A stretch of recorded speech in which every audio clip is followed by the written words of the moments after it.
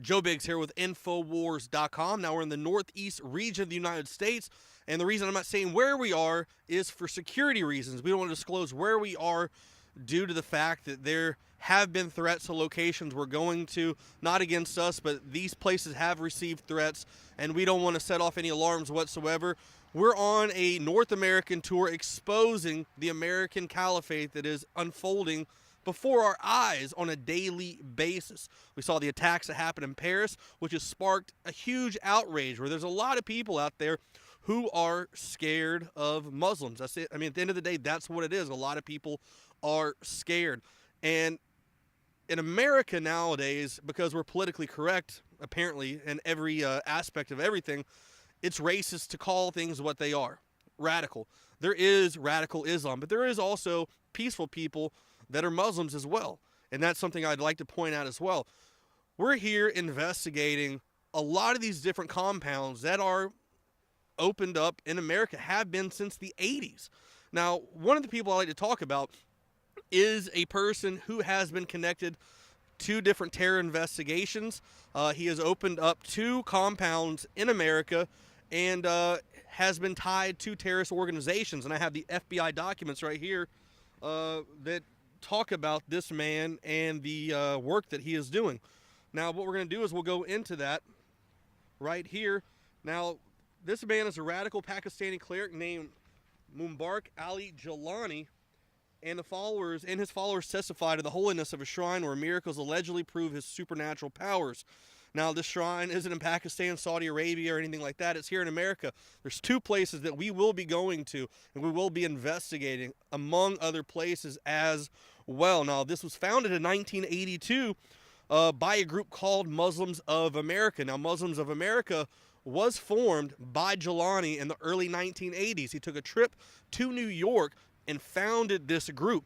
Now, when you go look at this FBI paperwork here, it says Muslims of America, aka Fuqra Jamaat al-Fuqra.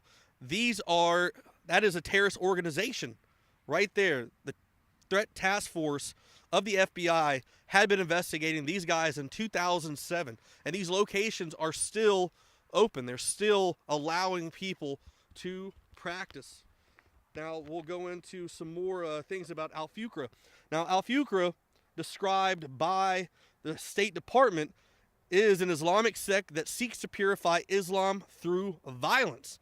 But the White House comes out and says, no, these guys are not a terrorist organization. But you have the State Department clearly right here saying, yes, they do. Now, Fuqra was behind many assassinations and bombings between 1979 and the early 1990s. Its biggest plot aimed to kill 4,500 Indians in Toronto during the Festival of Lights in 1991. Its destructive capacity first caught the FBI's attention in 1989 because of a raid on a storage locker in Colorado Springs. Now, they discovered weapons and plans for various attacks, including a scheme to murder Imam Rashad Khalifa in Arizona. And they also succeeded at that. Al-Fuqra actually killed that man. So that is who runs these compounds in America. So this is a very serious thing. That's why we're going to investigate and expose what's going on. Because one of the largest stories in the world right now is whether or not we should take in Syrian refugees.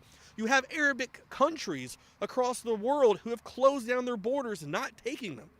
But then here in America, you've got 30 states, 30 governors who've come out and said, hey, we're not going to take any Syrian refugees. Now, that sounds fine and dandy. That sounds good on that ticker across Fox News or MSNBC or CNN. But really, when you look at it, all it takes is for one state to open up the borders, allow them to come in, have another safe haven, and then you can get the bad apples to come in.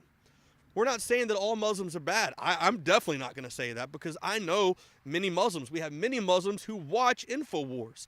And I know that they are good, hardworking people who want to live peaceful lives and be productive. And that's not what we're here to talk about. We're here to talk about the bad apples, the ones that are going to get through and exploit the refugee crisis. Now, back in Kentucky, that happened. ABC News did an entire story on it, showing 2 gentlemen who were in a locker, much like this right here, where they had weapons. Shoulder-fired missiles, AK-47s, Vargovs, Ditchkas. And they were sending those back overseas to fight American troops. Our president has come out and talked about radical Islam, but he is too afraid because he's so politically correct that he can't even call it what he is. Now we have people like Bernie Sanders who are blaming terrorism on climate change. That climate change is what happened. Climate change causes terrorism. And then you have people coming out and saying that terrorism is because of stress.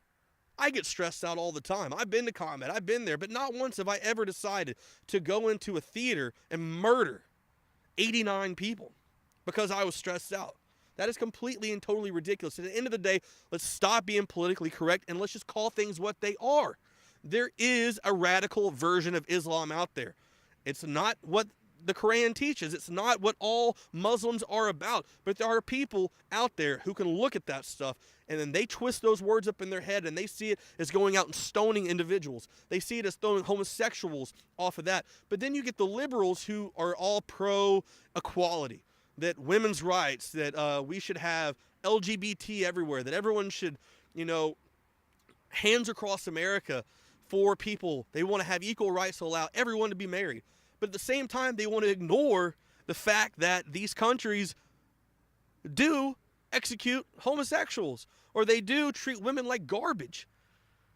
That is the ridiculous thing that we are here to expose. And the fact that you can be in a place like, let's say, New York, where you can't have guns, but then some people are allowed to. There's a double standard going on with these compounds, and we want to do a tour of America. This will be the first leg of many trips over the next few months where we will expose these compounds and expose what's really going on. One of the places we're going to go to, Reuters was actually let to go in. They allowed Reuters to go in and talk, and they put out an entire different narrative. But then you read a report from Fox News, and they're saying that the people at the gate are armed to the teeth, that they wouldn't let them in, that they would not allow Fox News to have any kind of entrance or do any reporting on that stuff. So it seems like if you're not willing to push the narrative of these places, they will shut you down.